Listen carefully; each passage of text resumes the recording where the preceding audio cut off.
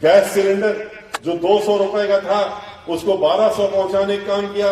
मिट्टी का तेल और बाकी सब चीजों के दाम 2 गुने करने का काम कर दिया। पेट्रोल और डीजल को 100 के बाहर कर दिया और उसका नतीजा ये हुआ कि सभी जगह महंगाई बढ़ गई। रसोई का खर्च अगर 50 रुपए का होता था तो वो 500 पहुंचाने का काम इस तरीके से इन्होंने करके महिलाओं को चोट देने का काम किया। ये लोगों ने सभी के साथ धोखा दिया। जो अभी कपिल मिश्रा जी नौजवानों से कह रहे थे कि बेरोजगार लोग वो नौकरी के लिए घूम रहे हैं, तो उनसे भी तो वादा किया था इन्होंने। कहा था कि 2 करोड़ नौकरियां देंगे। 2 करोड़ नौकरी तो नहीं दी, 2 करोड़ नौकरियां लेने का काम कर दिया, क्योंकि अपने चहेते उद्योगपतियों के हाथ में इस पूरे देश की संपत्ति जो थी, जितने सार्वजनिक उपक्रम थे, जहां जहां नौकरियां मिलती थी, उसको उनके हाथों में बेचने का काम कर दिया। आज सारी संस्थाएं प्राइवेट हाथ में चली गई। उत्तर प्रदेश में भी जहां जहां नौकरी मिलती थी लोगों को, वहां पर नौकरी जहां मिलती थी वहां ठेकेदारी कर दी। चाहे वो जल निगम हो, चाहे वो नगर पालिका हो, चाहे वो नगर निगम हो, चाहे ब्रिज कॉरपोरेशन हो, चाहे जितनी भी संस्थाएं जहां जहां पर सरकारी नौकरियां होती थी उनमें उन्होंने खत्म करके और ठेकेदारी में देने का काम किया। तो आज कहां से लोग नौकरी पाएंगे? और जब उन्होंने आंदोलन किया तो उनको क्या दिया इन्होंने? उनको सिर्फ लाठी डंडे और उनका सर फोड़ने का काम किया, उनके सर से को लहूलुहान करने का काम किया।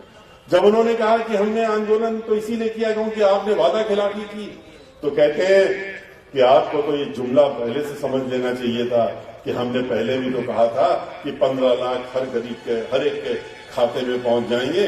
किसके खाते में पहुंच गए? वो तो एक जुमला था और इसको भी आपको मान लेना चाहिए था कि जुमला है।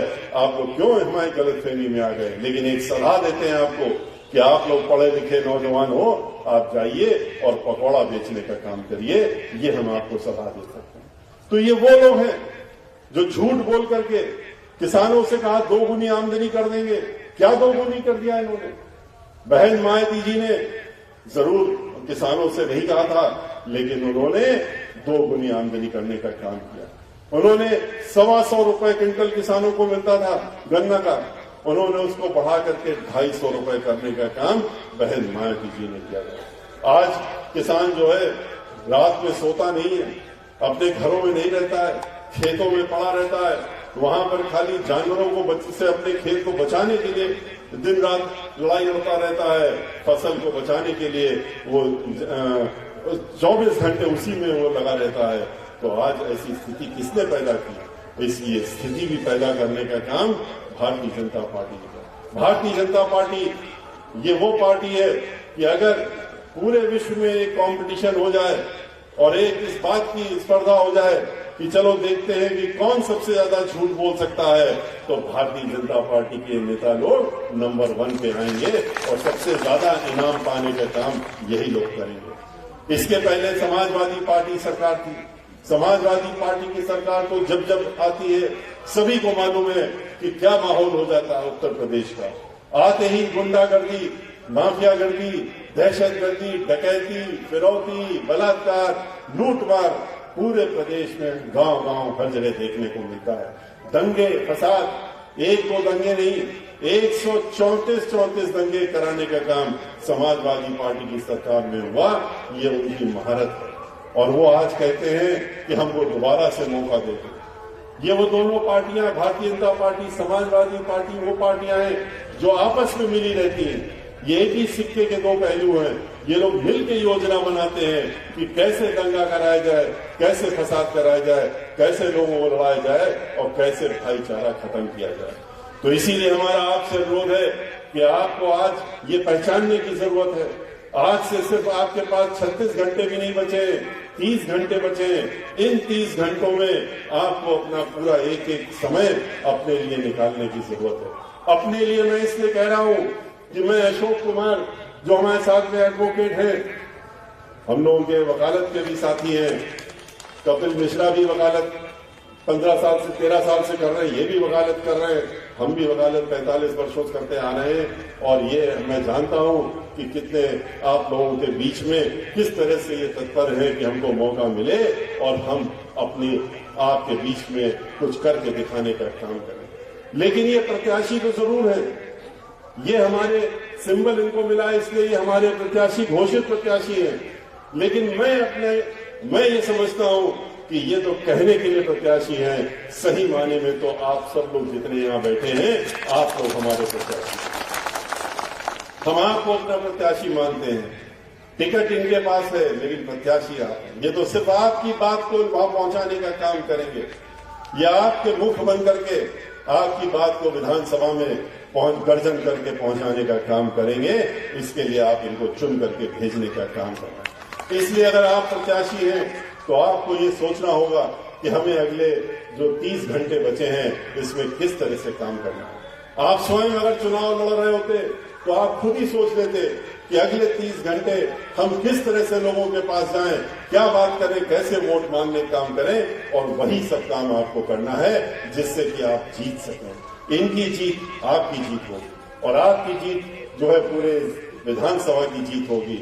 और आप लोग जो जब हमारे साथी अशोक कुमार जी जब जीत के जाएंगे तो ये निश्चित है पूरे प्रदेश में हम जो है 75 जिलों में घूम चुके हैं, एक बार नहीं 2 बार 23 जुलाई से जब से निकले थे उसके बाद से, और अब की बात पूर्ण बहुमत की सरकार बहन मायावती जी की बनने जा रही है, कोई रोक नहीं सकता। उनकी पूर्ण बहुमत की सरकार बनने जा रही है और पूरा प्रदेश जो है उनकी तरफ देख रहा है कि कब 10 मार्च आए, कब नतीजे निकले और हम बहन मायावती जी को उत्तर प्रदेश का 5वीं बार मुख्यमंत्री देखने का काम करें। लेकिन हम ये जरूर चाहेंगे कि जब बहन मायावती जी मुख्यमंत्री बने तो बलदेव जो यहाँ की विधानसभा है उसका नाम भी वहां पर गूंजे, और इसलिए भी गूंजे कि यहाँ से जो विधानसभा में आपने जिसको भेजने का काम किया है वो सबसे भारी मतों से जीत करके, मथुरा जिले के सबसे भारी मतों से जीत करके वहां पहुंचने का काम किया है।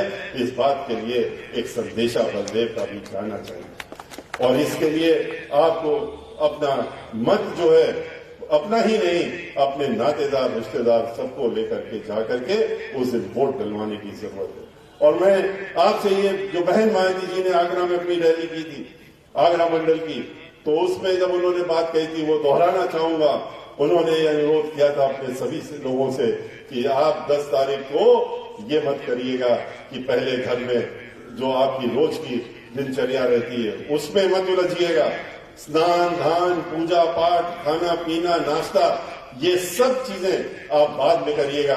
सुबह पहले उठ करके जा करके और लाइन लगा करके वोट दबाने का काम, वोट डालने का काम करिएगा और लौट करके आके आप ये सब काम करिएगा। और जब वहां जाइएगा तो कुछ बहुत खास चीजें भी ध्यान में रखिएगा।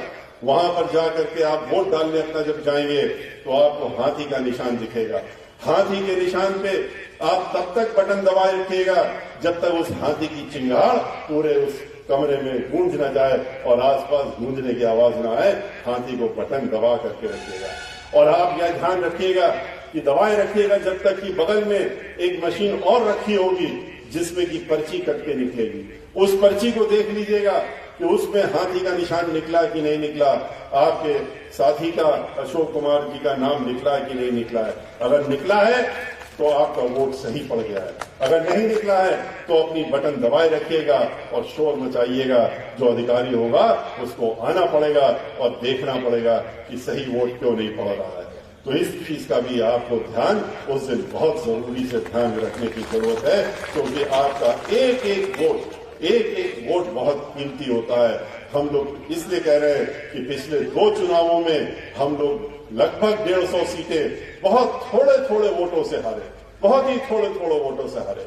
नहीं तो आपकी दोनों बार आप ही लोगों की पूर्ण बहुमत की सरकार इसके पहले भी होती। इसलिए अब की बार हम लोग ये गलती नहीं होने देना चाहते हैं और इसीलिए आपको इस बात को हम बता रहे हैं। हाथी जो है उसने अपनी चाल चल दी, उसने 23 जुलाई से चला था और अब तो हाथी दौड़ रहा है और दौड़ते वो लखनऊ की तरफ जा रहा है और लखनऊ में जाकर के 10 मार्च को रुकने का काम करेगा, जब वहां पर गिनती खुलेगी और विधानसभा का जब हर विधानसभा का रिजल्ट निकलेगा और बलदेव विधानसभा का भी रिजल्ट निकलेगा और हमारे साथी अशोक कुमार गौतम विधानसभा में उनका डिक्लेरेशन होगा कि वो भी चुनाव जीत करके पहुंचे हैं। इस बात की भी बात वहां पर पहुंचे गूंजेगी और उस दिन हम लोग बहुजन समाज पार्टी की सरकार दोबारा स्थापित करेंगे उत्तर प्रदेश में और बहन मायावती जी को 5वीं बार मुख्यमंत्री बनाकर उत्तर प्रदेश में फिर से अमन चैन की एक वातावरण बनाएंगे, माहौल बनेगा,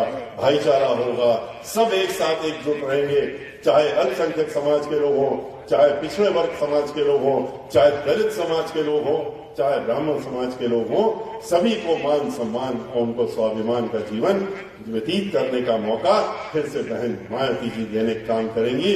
उत्तर प्रदेश को विकास की गंगा बहा करके दिखाने का काम बहन मायावती